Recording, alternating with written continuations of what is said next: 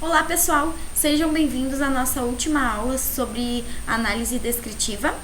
Na aula de hoje a gente vai falar sobre os coeficientes de assimetria e os coeficientes de Kurtosi. As medidas de assimetria, elas podem ser definidas como o grau de deformação de uma curva de frequências. A gente também pode avaliar a assimetria comparando os comportamentos da média, da moda e da mediana, e também através do coeficiente de assimetria de Pearson. Então, o que a gente vai analisar é o formato da curva de densidade de frequências e esse formato ele vai ser simétrico quando a moda for igual à média, que também for igual à mediana. E a ideia de simetria ela está associada a um conceito geométrico de que quando a gente faz um corte exatamente no meio da nossa curva de densidade de frequências, a gente vai ter exatamente o mesmo formato tanto do lado direito quanto do lado esquerdo. Uma outra forma de pensar é como se o lado esquerdo da curva fosse um espelho do lado direito.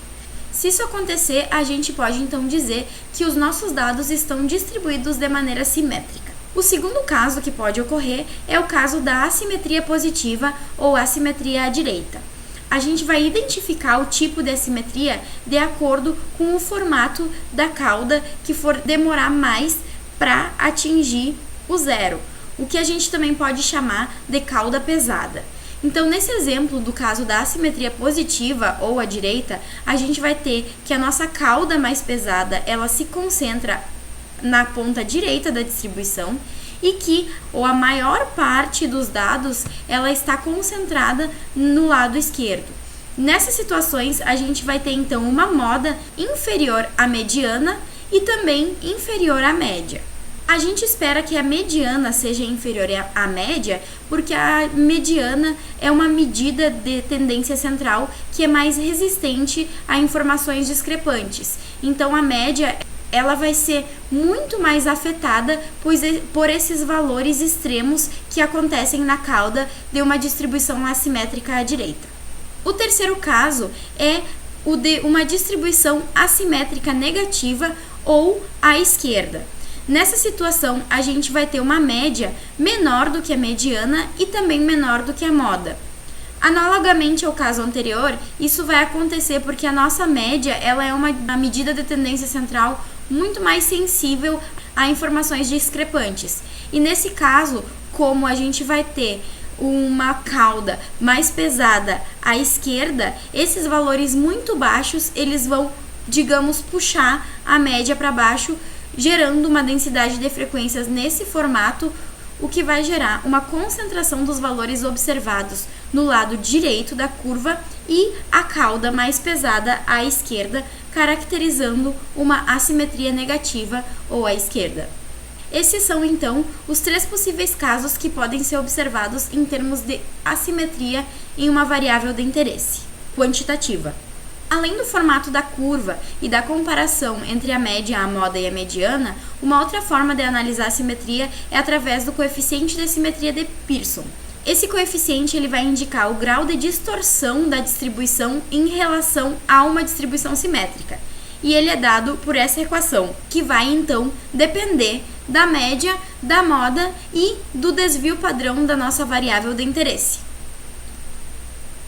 O coeficiente de simetria ele vai ser próximo de zero se a nossa variável de interesse possui uma distribuição aproximadamente simétrica. Ele vai ser positivo se a nossa distribuição for assimétrica positiva ou à direita. E ele vai ser menor do que zero se o nosso banco de dados apresentar uma distribuição assimétrica negativa ou à esquerda. Assim como as demais medidas utilizadas até agora, a gente pode utilizar o R para calcular o coeficiente de assimetria de Pearson. Um detalhe importante é que o R não possui uma função nativa para o cálculo do coeficiente de assimetria. Por outro lado, a gente pode realizar esse cálculo através da instalação de um pacote. Os pacotes no R, eles são um grupo de comandos de funções que não são nativas do R, mas que já foram implementadas por outros usuários e ficam disponíveis para utilização. Então, no caso do coeficiente da simetria, a gente vai usar o pacote Moments e para isso a gente vai precisar fazer a instalação desse pacote.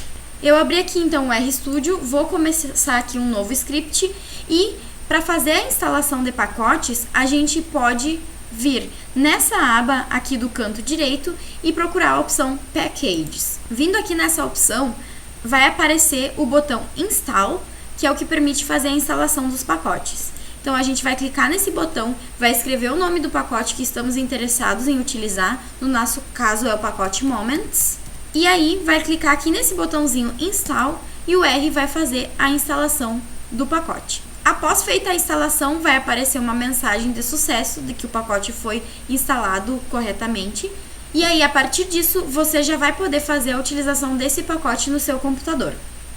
Uma outra forma de fazer essa instalação é através da digitação de um comando, que é o comando que eu coloquei lá no slide, install.packages. Então, a gente pode também digitar esse comando e aí, dentro dos parênteses, a gente vai escrever o nome do pacote que a gente quer estar interessado em instalar, sempre entre aspas. Então, uma forma é vir aqui direto nesse botão install, como eu vim, e outra forma é copiar o comando do slide e digitar diretamente aqui no seu R para fazer a instalação. Aqui no slide, então, eu já passo para vocês o comando completo necessário para fazer a instalação do pacote. E o que é importante também ressaltar é que só é necessário fazer a instalação dos pacotes uma vez no seu computador. Então, se você já tem o pacote instalado, não é necessário fazer a instalação novamente. Após a instalação, o que é necessário é fazer a requisição dele através da função library. Então, no nosso caso, o que a gente vai ter que salvar no nosso script do R é esse comando library moments, que é o que vai fazer a leitura do pacote uma vez que ele já foi instalado no seu computador. Eu vou colocar aqui então no R. Eu vou colocar aqui então no R a requisição do pacote Moments.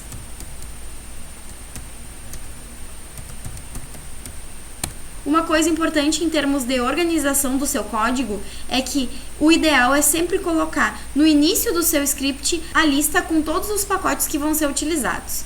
No nosso caso, a gente só vai usar o pacote Moments, então eu só vou precisar digitar isso e rodar essa linha número 1 aqui para fazer a requisição do pacote. Uma vez feita a requisição, a gente vai usar a função Skewness para calcular o coeficiente de simetria de Pearson.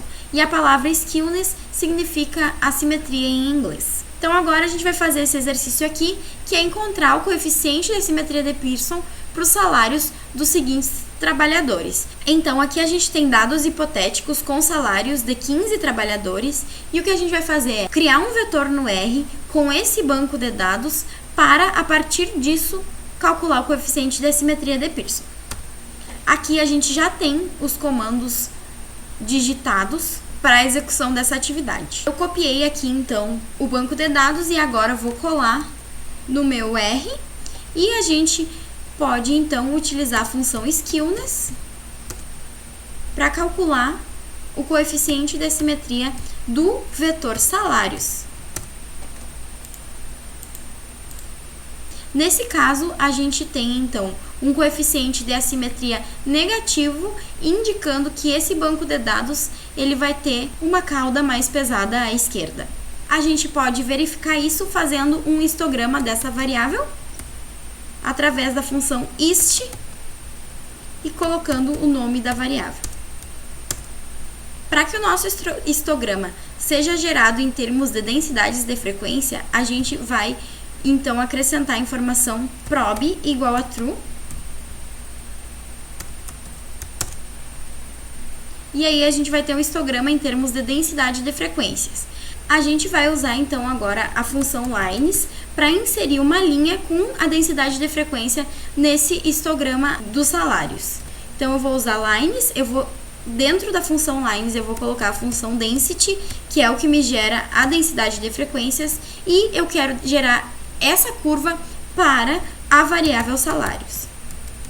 Então eu vou rodar essa linha e vai aparecer uma curva aqui da densidade de frequências em cima do meu histograma. O que a gente observa aqui, então, é que essa curva ela vai condizer com o formato do histograma, nos indicando uma assimetria negativa, com a cauda mais pesada à esquerda, que é exatamente o que a gente observa aqui no coeficiente de assimetria de Pearson. A gente também pode calcular a média e a mediana para comparar esses valores e ver se está de acordo com o esperado para o caso de uma assimetria negativa.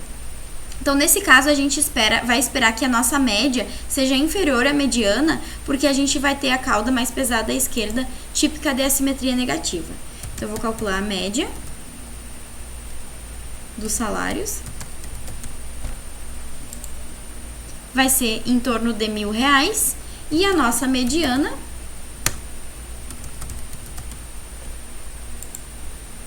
R$1.029. Então, a gente observa que o valor da mediana é superior à média, conforme esperado. Vamos agora, então, verificar o coeficiente de curtose. O grau de curtose de uma distribuição, ele permite verificar a caracterização do achatamento de uma curva. Também existe um coeficiente para mensurar esse grau de curtose, que é o coeficiente de curtose de Pearson, que é dado por essa equação aqui, e denotado por K. Em termos práticos, só faz sentido pensar no grau de curtose se a gente tiver uma distribuição aproximadamente simétrica. Nesse caso, a gente vai ter, então, 3 classificações para esse grau de curtose. O primeiro caso é em que o coeficiente de curtose é próximo de 3. Nesse caso, a gente vai ter, então, que a nossa distribuição de frequência é considerada mesocúrtica. Se a curtose for superior a 3, então a gente vai ter uma distribuição de frequência denominada platicúrtica, em que a gente vai ter uma curva mais achatada, mais próxima do eixo X. Se a gente tiver um coeficiente de curtose inferior a 3, então a gente vai ter uma distribuição leptocúrtica, em que a gente vai ter uma curva mais fina, cujos valores vão estar mais concentrados perto da moda da distribuição. Lembrando que a moda da distribuição é o ponto máximo da curva de densidade de frequências. E que, uma vez que só faz sentido pensar no grau de curtose se a distribuição for aproximadamente simétrica, então nesse caso a moda também vai coincidir com a média e com a mediana da distribuição. Para calcular o coeficiente de curtose no R, a gente também vai precisar do pacote Moments e vai utilizar essa função que se chama curtoses. Então, eu vou lá para o R para fazer o cálculo dessa medida. Curtoses da minha variável salários. E aí, eu vou rodar essa linha e eu vou obter o coeficiente de curtose. Notem que a gente encontrou um coeficiente de curtose muito próximo de 3. Então, nesse caso, a gente teria uma situação em que os dados são mesocúrticos. Uma coisa que é importante notar é que a gente encontrou coeficiente de assimetria negativo e relativamente distante de zero.